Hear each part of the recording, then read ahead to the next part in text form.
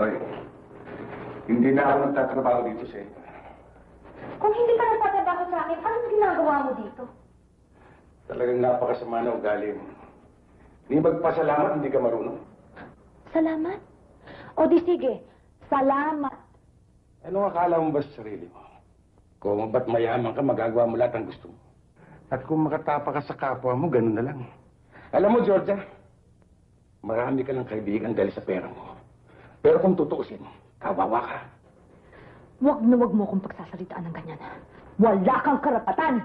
Hindi pa ako tapos yun. Hindi pa ako tapos. Ito, pasok mo sa utak mo. Hindi kita tinulungan dahil ikaw si Georgia Zaragoza. Gagawin ko kahit kanino ba.